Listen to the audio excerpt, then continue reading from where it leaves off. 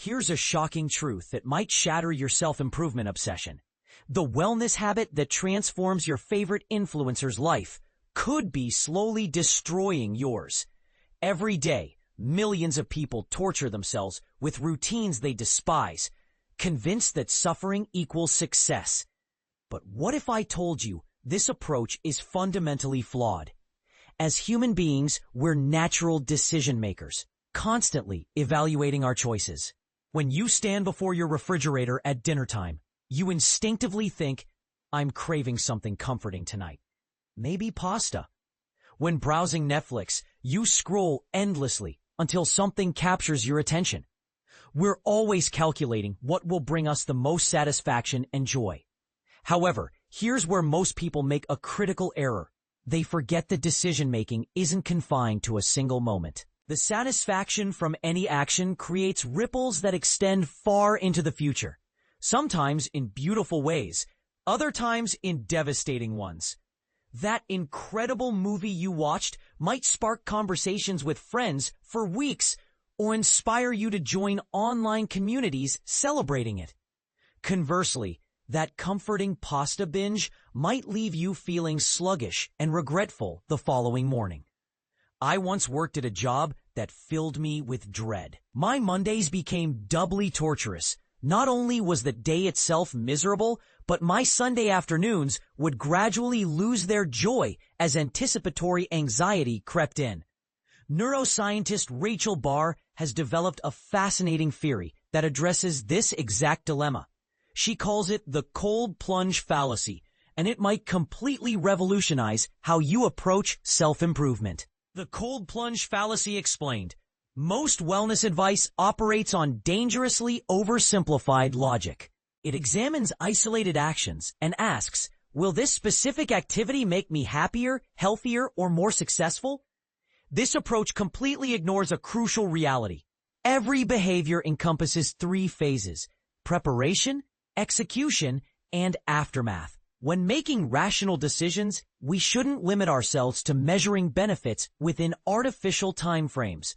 Smart deliberation considers all foreseeable consequences and ripple effects. Only by evaluating the complete picture can we determine whether something truly serves us.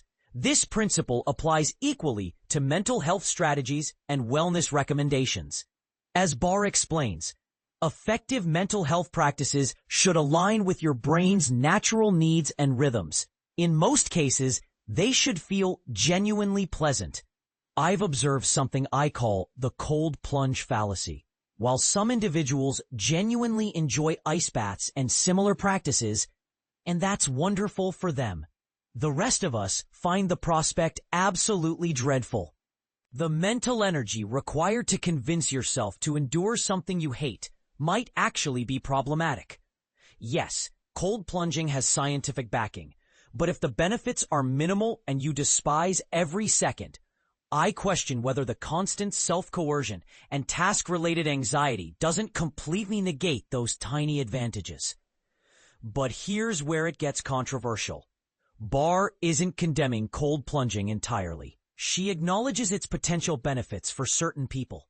However, she's boldly challenging the one-size-fits-all mentality dominating the wellness industry. And this is the part most people miss.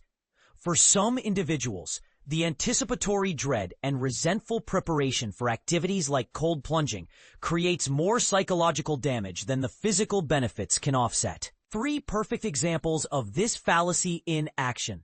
Let me share 3 scenarios that perfectly illustrate how popular wellness trends can backfire spectacularly. The 5 a.m. Club disaster. Meet Ryan, a 42-year-old who's noticing his body changing in unwelcome ways. While lounging on his sofa, he discovers a video featuring Mark Wahlberg, impossibly fit, radiantly healthy, and looking decades younger than his actual age. Ryan learns that Wahlberg's secret weapon is rising at 5 a.m. for an intensive morning routine. Gym sessions, meditation, mindfulness practice, and careful preparation. The result? Those enviable 6-pack abs. Inspired, Ryan commits fully. He maintains this schedule religiously for an entire year before asking himself, am I actually better off? The physical improvements are undeniable. He's definitely healthier and waking earlier. However, unintended consequences have emerged. Social events ending after 9 p.m. are impossible because exhaustion overwhelms him. Most problematically, his sleep quality has deteriorated because he still struggles with the 5 a.m. wake-up call, making the jarring alarm disrupt his overall rest patterns. The routine works magnificently for Wahlberg, but it's systematically dismantling Ryan's life. The digital detox catastrophe cat receives a devastating notification. She spends 5 hours daily on her phone. I never have time for reading, she frequently tells people, while simultaneously scrolling TikTok for hours. Determined to change, she implements drastic weekend digital detoxes, complete phone lockdown from Friday evening until Monday morning. She envisions emerging as a more mindful, relaxed version of herself. Instead, she becomes increasingly anxious and dysfunctional. Friday nights transform into frantic preparation sessions, responding to every message, automating emails, and warning everyone about her 48-hour disappearance. Saturdays and Sundays are consumed with worry.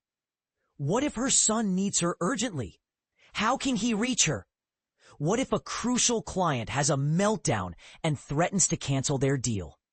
The digital cold turkey approach completely backfires for Kat's personality and circumstances.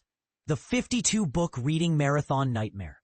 Driving home from a dinner party, Paul turns to his wife with admiration. I wish I could discuss literature the way Pete does. Her response is direct. Why don't you actually start reading? Paul commits to an ambitious literary transformation, 1 book per week for an entire year, determined to match Pete's intellectual prowess. Initially, progress feels promising, but the time demands quickly become overwhelming. Paul, can you help with dinner preparation tonight?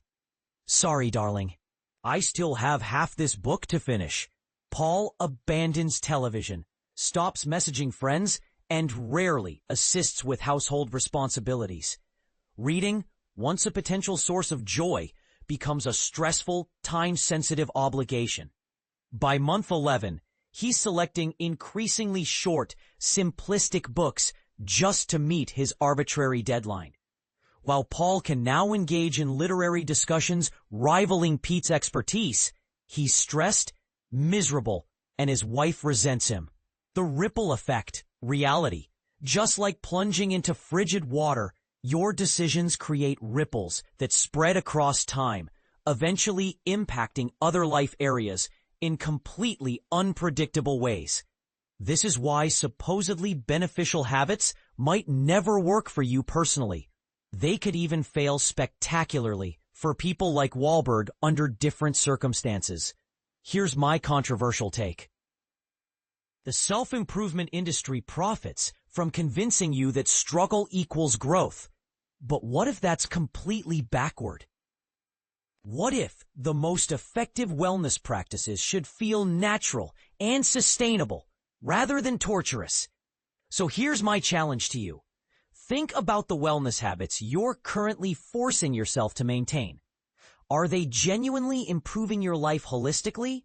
Or are you just enduring them because someone else achieved success with them? I want to hear from you in the comments. Have you ever abandoned a popular wellness trend because it wasn't working for your specific situation? Or do you believe that all beneficial habits require significant sacrifice and discomfort to be effective? What's your most controversial opinion about the self-improvement industry's one-size-fits-all approach?